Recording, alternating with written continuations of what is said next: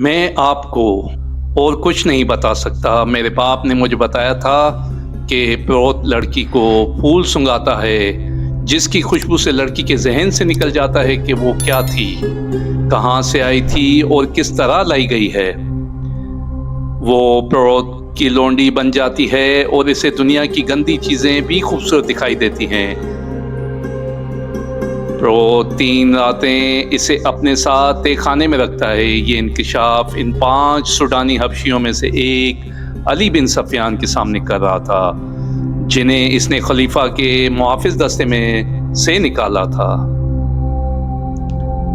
ये 5 इस कबीले में से थे जिस कबीले के वो 4 थे जिन्होंने उम्मे अरारा को अगवा किया था। अपने साथ ले जाकर अली बिन सफियान ने इन 5 से कहा था कि चूंकि वो भी इसी कबीले के हैं जो तीसरे साल के आखिर में जश्न मनाता है। 5 को अलग अलग करके अली बिन सफियान ने इन्हें इस जगह ले गया जहां चीखे और आह बका कोई नहीं सुनता था। मुसलसल अजियत और तशद्दुद से कोई मुल्जिम मर जाए तो किसी को परवाह नहीं होती थी। ये 5 सूडानी बड़े ही सख्त जान मालूम होते थे। वो रात भर अजियत सहते रहे।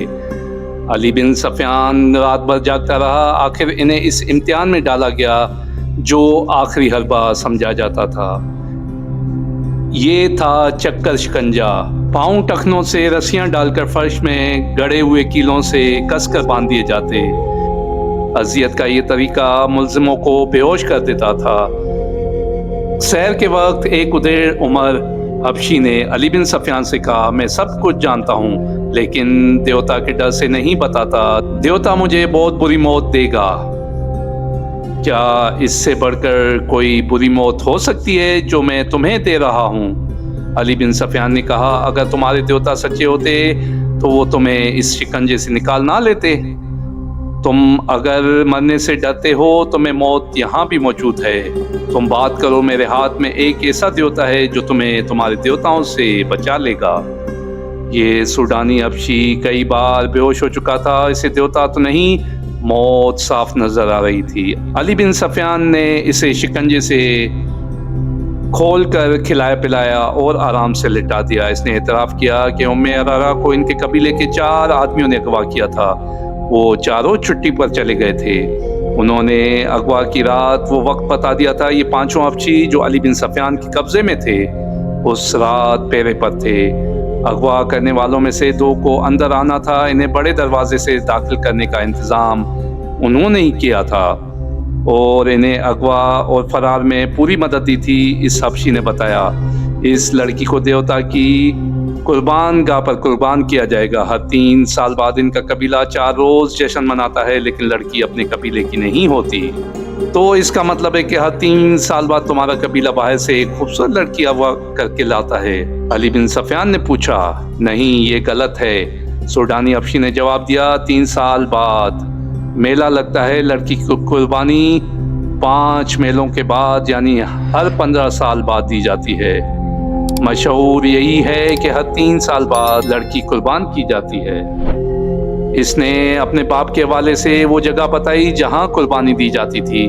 प्रोत को वो देवता का बेटा कहता था जहां मेला लगता था। इससे 1.5 मील जितनी दूर एक पहाड़ी इलाका था जहां जंगल भी था। ये इलाका ज्यादा वसी और रीज़ नहीं था। इसके मुतालिक मशहूर था कि वहां देवता रहते हैं और इनकी खिदमत के लिए जिन और परियां भी रहती हैं।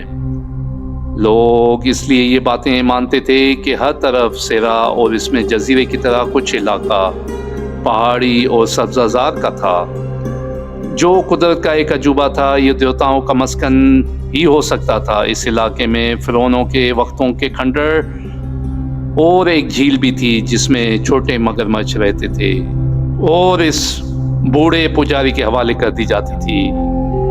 पुजारी लड़की को एक फूल सुंघाता था जिसकी खुशबू से लड़की के ज़हन से निकल जाता वो कहाँ थी और कौन और क्यों आई थी। इस फूल में कोई नशावर जड़ी बूटी डाली जाती थी जिसके असर से वो प्रोत को देवता और अपना खावन समझ लेती थी।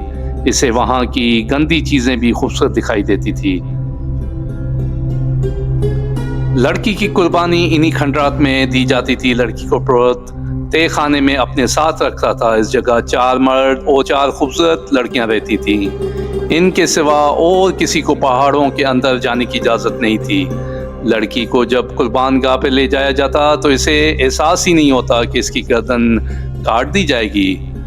वो फख्र और खुशी से मरती थी। इसका धड़ मगरमच्छों को झील में फेंक दिया जाता और बाल काट कर कबीले के हर घर में तकसीम कर दिए जाते थे। इन बालों को मुकद्दस समझा जाता था। लड़की का सर खुश्क होने के लिए रख दिया जाता। जब गोश्त खत्म होकर सिर्फ खोपड़ी रह जाती तो इसे एक गार में रख दिया जाता। लड़की किसी को दिखाई नहीं जाती थी। 15 साल पूरे हो रहे थे, अब लड़की की कुर्बानी दी जाएगी, इस हबशी ने कहा। ये किस्सा सलाहुद्दीन अय्यूबी को सुनाया गया तो वो गहरी सोच में खो गया। अली बिन सफियान इसके हुक्म का मुंतज़िर था। सुल्तान अय्यूबी ने नक्शा देखा और कहा, अगर जगह ये है तो ये हमारी अमलदारी से बाहर है। हमने शहर के पुराने लोगों से जो मालूमात हासिल की हैं, इनसे ये साबित होता है कि फ़िरौन तो सदियां गुजर गई, मर गए, लेकिन फ़िरौनियत अभी बाकी है। बहैसियत मुसलमान हम पर फ़र्ज़ आयद हो कि अगर हम दूर ना पहुंच सके तो करीबी पड़ोस से तो कुफ्र और शिर्क का खात्मा करें। आज तक मालूम नहीं कितने वालिदैन की मासूम बेटियां कुर्बान की जा चुकी हैं। लोगों को देवताओं का तस्वुर देकर नाम निहाद मजहबी पेशवा लड़कियां अगवा करके बदकारी और अयाशी करते हैं। मेरे मुखबरों की इतला ने ये बेहुदा इंकशाफ किया है कि हमारी फौज के कई कमांडर और मिस्र के पैसे वाले लोग इस मेले में जाते हैं और लड़कियां खरीदते या चंद दिनों के लिए किराए पर लाते हैं। अली बिन सफियान ने कहा, किरदार की तबाही के अलावा ये खतरा भी है कि सूडानियों की बरतरफ फौज के अस्करी इस मेले में ज़्यादा तादाद में जाते हैं। हमारी फौज और हमारे दूसरे लोग सूडानियों साबका फौजियों के साथ मिलना जुलना और जश्न मनाना ठीक नहीं। ये मुश्तरका तफरी मुल्क के लिए ख़तरनाक साबित हो सकती है। अली बिन सफियान ने ज़रा झिझक कर कहा, और लड़की को कुर्बान होने से पहले बचाना और खलीफा के हवाले करना इसलिए भी ज़रूरी है कि इसे मालूम हो जाए कि इसने आप पर अगवा का जो इल्ज़ाम आयद किया है वो कितना बेबुनियाद और अकल से आरी है।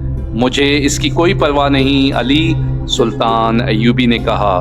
मेरी तवज्जो अपनी ज़ात पर नहीं, मुझे कोई कितना ही हकीर कहे, इस्लाम की अज़मत के फ़रोग़ और तहफ़्फ़ुज़ को नहीं भूल सकता। मेरी ज़ात कुछ भी नहीं, और तुम भी याद रखो अली, अपनी ज़ात से तवज्जो हटाकर सल्तनत के इस्तेकाम और फलाह व बहबूद पर मरकूज़ कर दो। इस्लाम की अज़मत का अमीन खलीफा हुआ करता है, मगर वक्त गुजरने के साथ साथ खलीफा अपनी ज़ात में गुम होते गए और अपने नफ्स का शिकार हो गए। अब हमारी खिलाफत इस्लाम की बहुत बड़ी कमज़ोरी बन गई है। सिलेबी हमारी इस कमज़ोरी को इस्तेमाल कर रहे हैं। अगर तुम कामयाबी से अपने फ़राइज़ निभाना चाहते हो तो अपनी ज़ात और अपने नफ्स से दस्तबरदार हो जाओ। गुस्ताखी की माफ़ी चाहता हूँ मोहतरम अमीर, अली बिन सफियान ने कहा। अगर आप इस लड़की को कुर्बान होने से बचाना चाहते हैं तो हुक्म सदर फरमाएं, वक्त बहुत थोड़ा है, परसों से मेला शुरू हो रहा है। फौज में ये हुक्म फ़ौरन पहुँचा दो कि इस मेले में किसी फौजी को शरीक होने की इजाज़त नहीं। सुल्तान अय्यूबी ने नायब सालार को बुलाकर कहा, खिलाफ वर्जी करने वाले को इसके ओहदे और रुतबे से कतन नज़र 50 कोड़े सरेआम लगाए जाएंगे। इस हुक्म के बाद स्कीम बनने लगी। मुतल्लिका काम को सुल्तान अय्यूबी ने बुला लिया था। इसने सबसे कहा, हमारा मकसद ये है कि इस तिलस्म को तोड़ना है। ये जगह फ़िरौनियत की आखिरी निशानी मालूम होती है। पहले फौज कशी ज़ेर बहस आई, जो इस वजह से खारिज बहस कर दी गई कि इसे इस कबीले के लोग अपने ऊपर बाकायदा हमला समझेंगे। नाइब सालार अल नासिर और अली बिन सफियान के मशवरों से ये तय हुआ कि सिर्फ 12 छापामार इस पहाड़ी जगह के अंदर जाएंगे जहां प्रोत रहता है और लड़की कुर्बान की जाती है। حبشی کی دی ہوئی معلومات کے مطابق اس رات میلے میں زیادہ رونق ہوتی ہے کیونکہ وہ میلے کی آخری رات ہوتی ہے۔ قبیلے کے لوگوں کے سوا کسی کو معلوم نہیں ہوتا کہ وہ لڑکی قربان کی جا رہی ہے۔ جسے معلوم ہوتا ہے وہ یہ نہیں جانتا کہ قربان گاہ کہاں ہے۔ ان معلومات کی روشنی میں یہ طے کیا گیا کہ 500 سپاہی میلہ دیکھنے والوں کے بیس میں تلواروں وغیرہ سے مسلح ہو کر اس رات میلے میں موجود ہوں گے۔ ان میں سے 200 کے پاس تیر کمان ہوں گے۔ اس زمانے میں ان ہتھیاروں پر پابندی نہیں تھی۔ چھاپا ماروں کے ذہنوں میں واضح تصور کی صورت وہ جگہ نقش کر دی جائے گی۔ وہ براہ راست حملہ نہیں کریں گے، چھاپا ماروں کی طرح پہاڑی علاقوں میں داخل ہوں گے، پہرے داروں کو خاموشی سے ختم کریں گے اور اصل جگہ پہنچ کر اس وقت حملہ کریں گے جب لڑکی قربان گاہ میں لائی جائے گی۔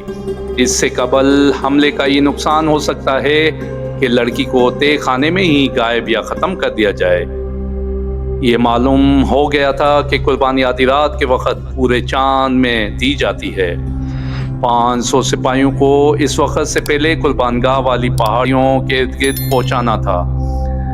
قربانی کی رات 6 روز باقی تھے، 3 دن اور 3 راتیں چھاپا ماروں اور 500 سپاہیوں کو مشق کرائی گئی۔ چوتھے روز چھاپا ماروں کو اونٹوں پر روانہ کر دیا گیا۔ اونٹوں کی میانہ چال سے 1 دن اور آدھی رات کا سفر تھا۔